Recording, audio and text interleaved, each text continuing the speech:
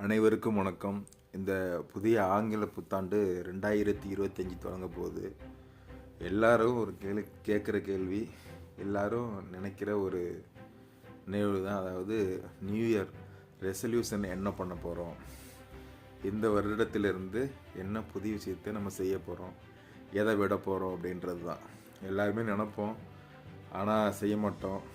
இல்லை கொஞ்ச நாள் செய்வோம், தொடர்ந்து செய்ய மாட்டோம், விட்டுருவோம்.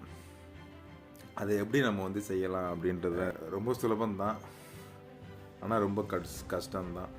கடினமாக சுலபமாக அப்படின்றது நம்ம அதை எப்படி முன்னெடுக்க போகிறோம், எப்படி முயற்சி செய்ய போகிறோம் அப்படின்றது தான். அது ஒன்றுமே இல்லை. இப்போ நம்ம நியூ இயரு 2020 ஜனவரி ஆரம்பிக்க போகுது. நாம் என்ன நினைப்போம், ஜனவரி 1ஆம் தேதியிலேருந்து நம்ம இதை பண்ணணும் அப்படின்னு நினைப்போம். ஆனால் பண்ண முடியாது. சரி, நியூ இயர் அன்னைக்கு வேண்டாம், நாலுலேருந்து பண்ணிக்கலாம். அப்புறம் நினைப்போம் ஒரு வாரம் கழித்து ஆரம்பிக்கலாம். சரி ஃபஸ்ட்டு மாதம் தானே, 2ஆம் மாதத்துலேருந்து கண்டிப்பாக ஆரம்பிப்போம் அப்படின்ட்டு தள்ளி போய் கிட்டத்தட்ட 2-3 மாதம் 6 மாதம் ஆகி அடுத்த வருஷமே மறுபடியும் வந்துடும்.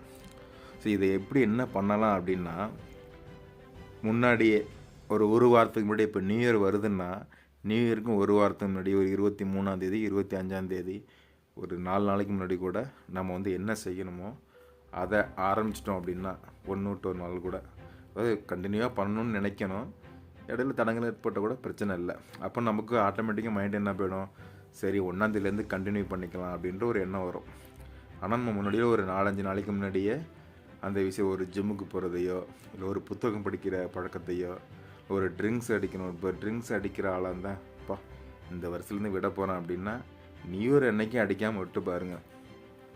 அப்போ நியூ இயர் அன்னைக்கு நம்ம என்ன சொல்லிக்கலாம், நியூ இயர் அன்னைக்கு அடிக்கலை, மற்ற நாளில் என்னத்தை அடிக்க போகிறோம் அப்படின்ற ஒரு கெத்தாக சொல்லிக்கிட்டு தெரியலாம். அப்போ தான் உண்மையாக நம்ம விட்டதுக்கான ஒரு பலன் கிடைக்கும். இல்லை காலையில் நேரத்தோடு எழும்பணும், இல்லை காலையிலேருந்து வாக்கிங் போகணும் அப்படின்னு என்ன பழக்கம் தோணுதோ அதை நீங்கள் நியூ இயருக்கும் ஒரு 1 வீக் முன்னாடி, ஒரு 4-5 நாளைக்கு முன்னாடி ஆரம்பித்து பழகிட்டீங்க அப்படின்னா உங்களுக்கு கண்டிப்பாக தொடர்ந்து பண்ண முடியும்.